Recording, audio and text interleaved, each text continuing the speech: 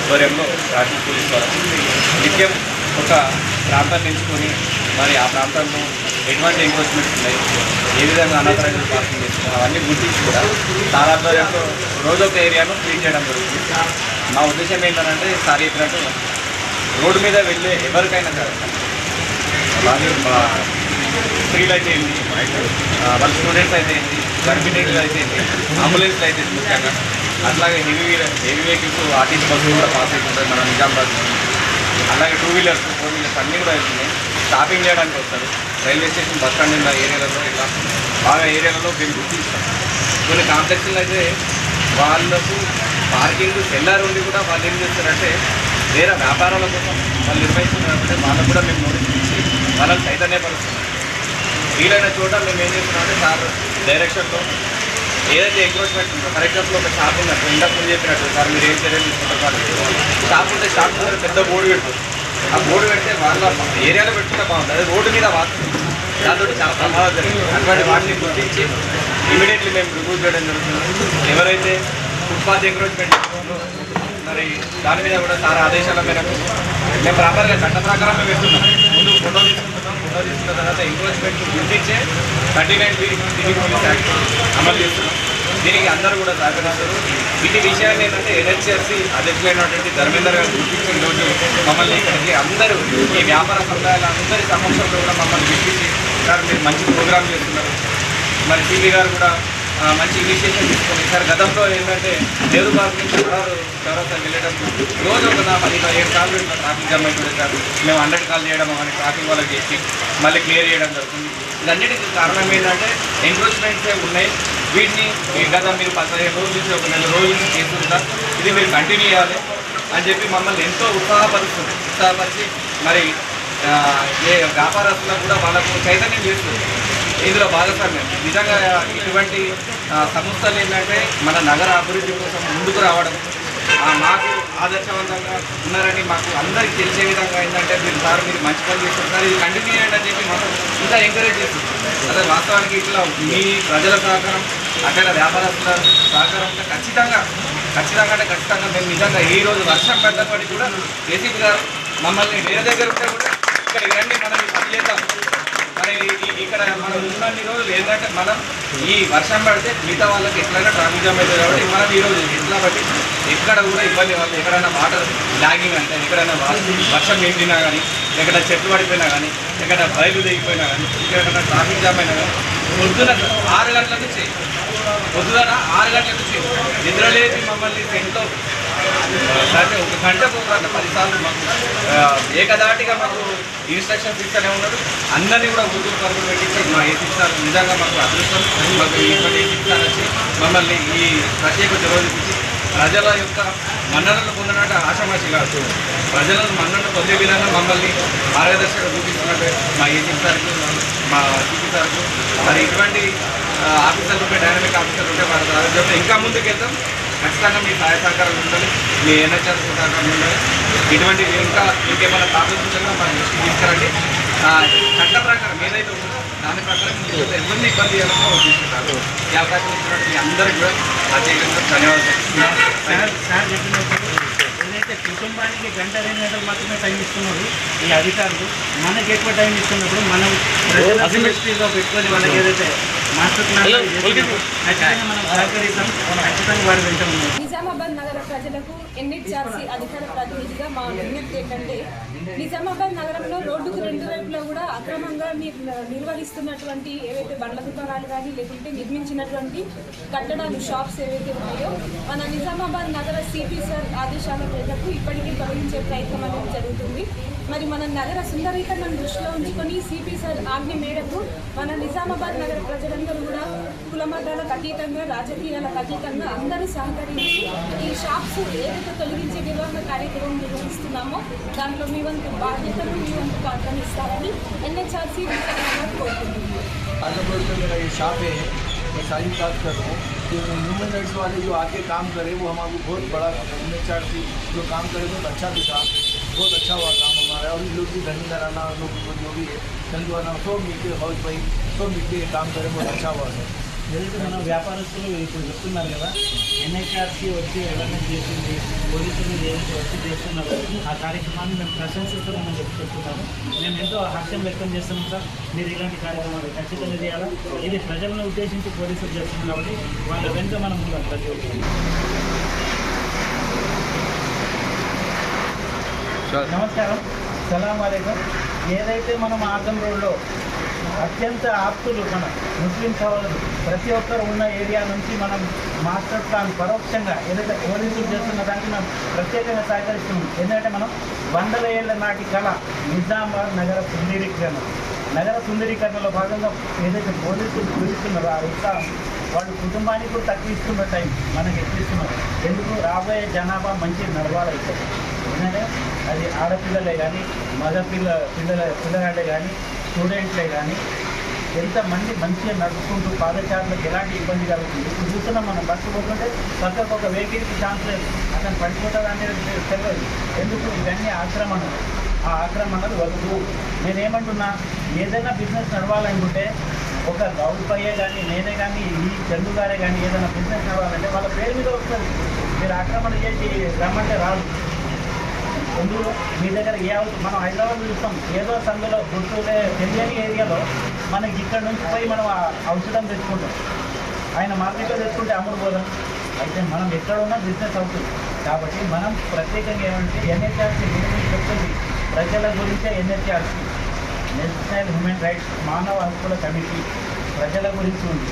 ప్రజల గురించి వ్యాపారస్తులకు ఎలాంటి బాధ కలగకుండా ఏదైతే ACP Mastan Ali sir, CP sir మన గురించి ఏదైతే దైవం పంపించినట్లు వస్తున్నారో, సిఐ ప్రసాద్ గారు వాళ్ళు ఎంత కష్టపడుతున్నారో వారికి మనం గుర్తింపు తెచ్చేటట్టు కొంచెం మనం ఓపిక పడతాం. వాళ్ళు ఏదైతే తీసుకుపోనివ్వండి. ఏదైతే 60 ఫీట్ నుంచి అటు 10 మీకు 60 ఫీట్ నుంచి అటు 10 ఫీట్ ఇటు 10 ఫీట్ లోపల ఉంటే వాళ్ళు అడగానే అంటున్నారు. ఈ లోపల మనం బిజినెస్ చేసుకోవచ్చు, అవతల మనం పోవచ్చు. ఎందుకంటే అది పాదచారులు మన అక్క చెల్లెలను నడవచ్చు, మన విద్యార్థులను నడవచ్చు, ప్రతి ఒక్కరిని మన ఆత్మీయ. అయితే పొద్దున్న 6 గంటల నుంచి రాత్రి 12 దాకా వాళ్ళు నిరంతరంగా శ్రమిస్తున్నారు. మనం వాళ్ళకి ప్రత్యేకంగా కృతజ్ఞతలు జరుగుతున్నాం.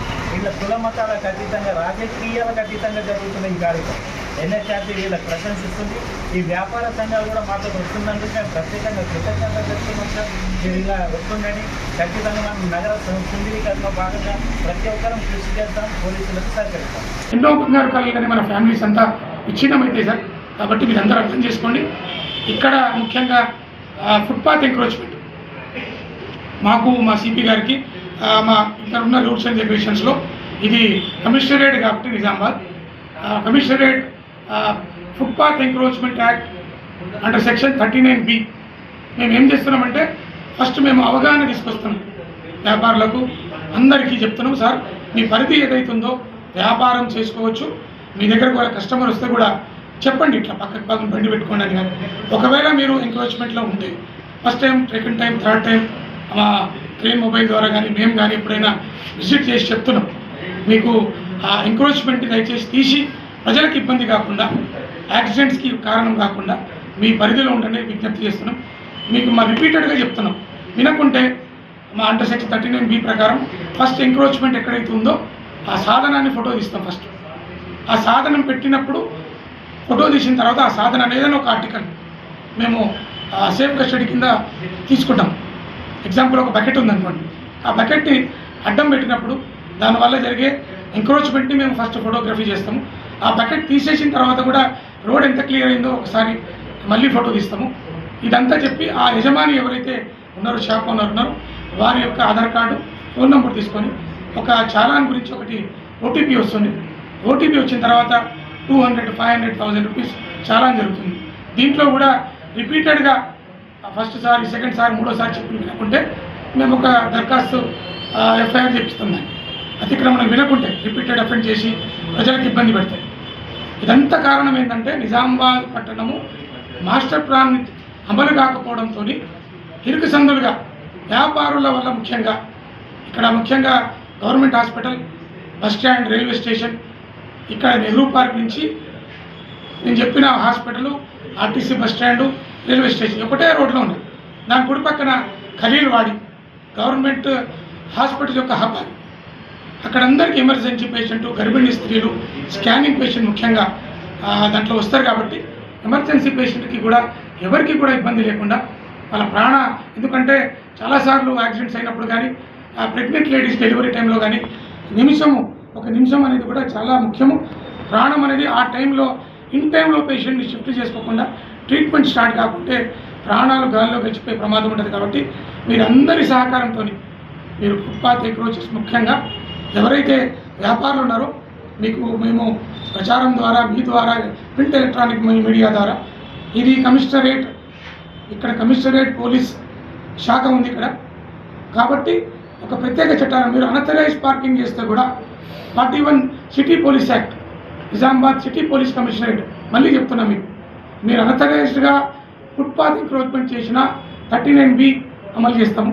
ఒకవేళ మీరు అన్అథరైజ్డ్గా బండ్లు పార్క్ చేసి ట్రాఫిక్ ఇబ్బంది పెట్టి ప్రజలకు ఇబ్బంది పెడితే, ఎమర్జెన్సీ పేషెంట్కి ఇబ్బంది పెడితే కార్ల మీద, టూ వీలర్ ఏదైనా బండి కావచ్చు, మేము 41 సిటీ పోలీస్ యాక్ట్ దాని మీద అన్అథరైజ్డ్ పార్కింగ్ కింద ఛాలెంజ్ చేస్తున్నాం. కార్లకు ముఖ్యంగా ఒక్క కారు మీరు ఖలీల్వాడిలో కానీ, బోధన్ బస్ స్టాండ్లో కానీ, ఎక్కడైనా ఇరుకులో గవర్నమెంట్ హాస్పిటల్, చాలా రైల్వే స్టేషన్ ఇవన్నీ దగ్గర మీరు పెడితే ఒక్క బండి ఆగిపోతే, ఒక సందర్భంలో ఒక ఎంక్వైరీకి నేను ఖలీల్వాడి బైలైన్లో పోతే ఒక వ్యక్తి బండి అడ్డం పెట్టిపోతే దాన్ని ఆ ట్రాఫిక్ని క్లియర్ చేయడానికి నాకే గంట పట్టింది. దాంట్లో ఎంతోమంది పేషెంట్స్ ఉంటారు, వయోజనులు ఉంటారు, వృద్ధులు ఉంటారు, ఎమర్జెన్సీ పేషెంట్స్ ఉంటారు. మీరు సహృదయంతో అర్థం చేసుకొని ఒక పక్కకు ట్రాఫిక్ ఇబ్బంది లేకుండా బండ్లు పెట్టి ఈ నిజామాబాద్ పట్టణాన్ని సుందరీకరణ చేసుకుంటూ పాటు ట్రాఫిక్ ఫ్రీ, ప్రమాదం రహిత నిజామాబాద్ జిల్లాను, పట్టణాన్ని మీరందరి సహకారంతో ఇదంతా మీ వల్లనే సాధ్యం. మీరు సహకరిస్తే మేము చేయడం చాలా కష్టం. దయచేసి అర్థం చేసుకోండి. ప్రజాప్రతినిధులు అందరూ మా ప్రయత్నం ఒకటే, ప్రజలకు ఇబ్బంది కావద్దు.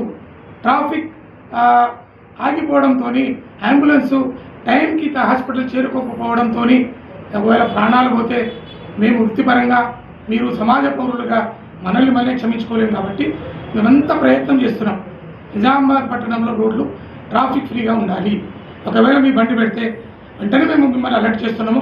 డ్రైవర్లు పెట్టేసి చాలామంది, ముఖ్యంగా మీకు చెప్పేది కవితా కాంప్లెక్స్, రిలయన్స్ బైపాస్, ఈ ప్రాంతాలలో ఏదైతే బస్ స్టాండు, రైల్వే స్టేషన్లు, బాన్స్వాడ రోడ్, ఆర్ఆర్ సెంటర్, బర్నీ X road, Pulang road, Borgaon, ఈ మానిక్ బండార్ పోయే ప్లేస్లలో చాలామంది షాపింగ్ ముందల ఏం చేస్తున్నారంటే చాలా తెలివిగా ఆ సీసీ కెమెరాస్ ముందల ముఖ్యంగా తెలివిగా అంటే అపార్థం చేసుకోవద్దు. దయచేసి మీరు ప్రైవేట్ మరియు ఉద్యోగులు, ప్రైవేట్ అండ్ గవర్నమెంట్ ఎంప్లాయీస్, మేము మీ చెసిస్ నెంబర్ బట్టి మీ ఆర్సీ చెక్ చేసి ఎప్పుడైతే ఫోన్ చేస్తున్నామో మీరు సిరికొండలో ఉన్నామని, కామారెడ్డిలో ఉన్నామని, డిష్పల్లిలో ఉన్నామని చెప్తున్నారు.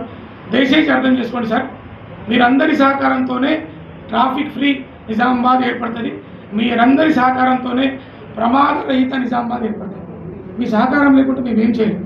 మీరు బండి పెట్టిపోతున్నారు, మీ అటెండెంట్ని దయచేసి మేము ఇంటికాడ పంపించుకోండి. మేము చాలాసార్లు చెక్ చేస్తే ఈ బండ్లు మేము అనుకోకుండా మా క్రేన్ ద్వారా లిఫ్ట్ చేస్తే మీరు తిరిగి వచ్చిన తర్వాత బండి తీసుకుంటే లేకుంటే మీరు రవాణా పరంగా ఇబ్బంది పడతారు. మేమేమో మీ కౌన్సిలింగ్ ఇద్దాం అనుకుంటాం, చెప్తున్నాం, మిమ్మల్ని పిలిచి మాట్లాడుతున్నాము. ఇదంతా ఒక మంచి వాతావరణంలో మీ సహకారంతో ఇదంతా సాధ్యమవుతుంది. మేము రోజు మిమ్మల్ని ఇబ్బంది పెట్టడం మా పరమార్థం కాదు, మా ఉద్దేశం కాదు, మా డ్యూటీ కూడా కాదు. కాబట్టి మీరంతా అర్థం చేసుకొని మీరందరూ సహకరిస్తే